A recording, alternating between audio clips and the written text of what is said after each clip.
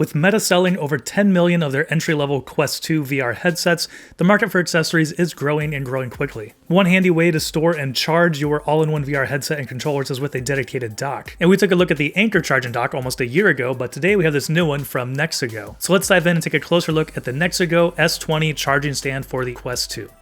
Thanks for watching 9 to 5 Toys. Be sure to like, subscribe, and enable notifications with the bell icon so you don't miss any upcoming videos.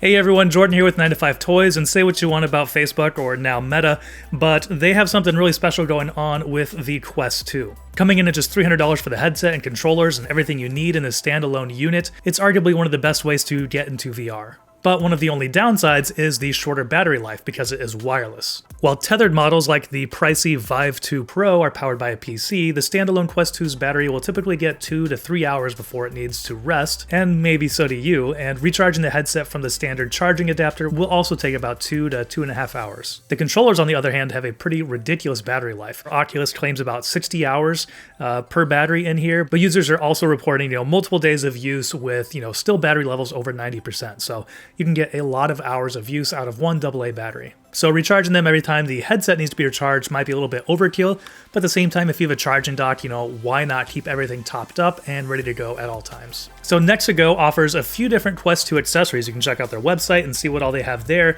but the one that we're taking a look at today is this charging dock for the Quest 2. Coming in at $80, the NexiGo charging stand is a little more flashy than the Anker, but it's also a little more affordable. Because of the elevated stand for the headset, the NexiGo sits considerably taller than the Anker, so depending on where you are planning on placing the stand, that might be a good thing or a bad thing. This transparent riser here, as you can see, is glowing blue. This will glow to represent the color, of the charging status. So after you've been using it and you put it back on here, it'll be orange to let you know that it's charging, and then once everything is topped off and ready to go, it will turn blue. And setting up the NexiGo charging stand is pretty straightforward. First, you connect the cradle for the headset into the riser support and install the riser into the base. Next, plug the USB-A cable into the base and remove the small magnetic USB-C connector from the cable and route the cable up to the cradle.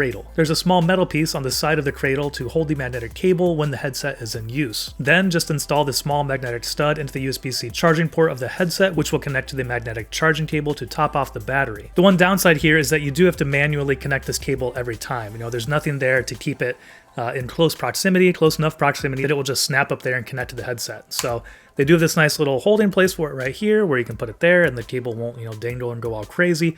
But at the same time, you still need to manually do that every single time you put it down here to charge. With the Anker charging dock, it's a very similar setup where they have this little stud that you put into your headset, and then there is this charging cable. But the way that it's positioned here, when you set down the headset, it will just snap on there and connect, so you don't need to manually do everything. So that's definitely one nice bonus of the Anker charging dock. And that's it for setting up the headset portion of the charging. You just set it down and plug it in, and then you are good to go. With the controllers, just like on the Anker, you need to remove the battery covers, and you will replace the battery with the one that NexiGo has included in here, which has some special contacts, and then the battery cover also has those same contacts, and then it is set up to sit vertically, so the charging contacts are on the bottom of the controller here.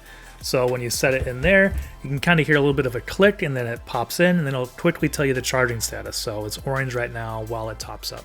And then there are left and right indicators on here for the two different controllers, and just like the transparent riser here, they will glow orange when it is charging and blue when they are fully charged and ready to go. And when you are setting up those controllers, make sure that the contacts are facing outward so they will make contact with that battery cover. All right, and real quick, I just want to show the comparison with the Anker Quest 2 charging dock and what that looks like when it is all set up. So I swapped out the battery covers, got the Anker version on here because they are different than what the NexiGo has. And this is what it looks like with the Quest 2 charging dock. So that's kind of what I meant. It looks a little bit cleaner. It's definitely much more compact. It's much smaller.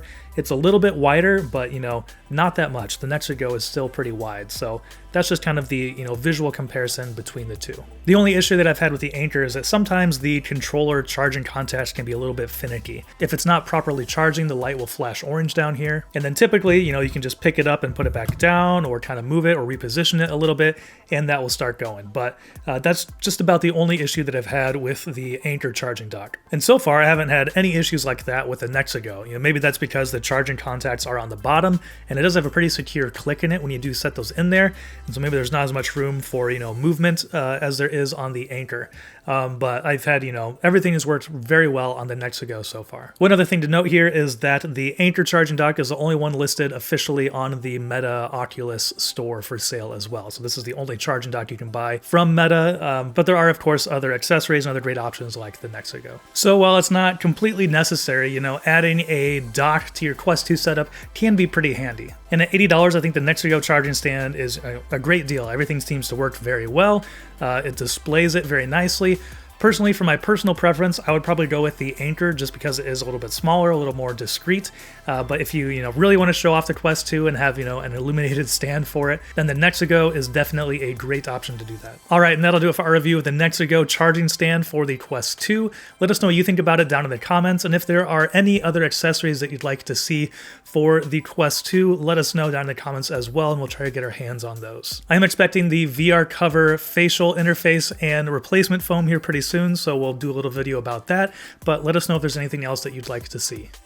Thanks for watching. If you enjoyed this video, please give it a thumbs up and consider subscribing. This is Jordan with 9to5 Toys.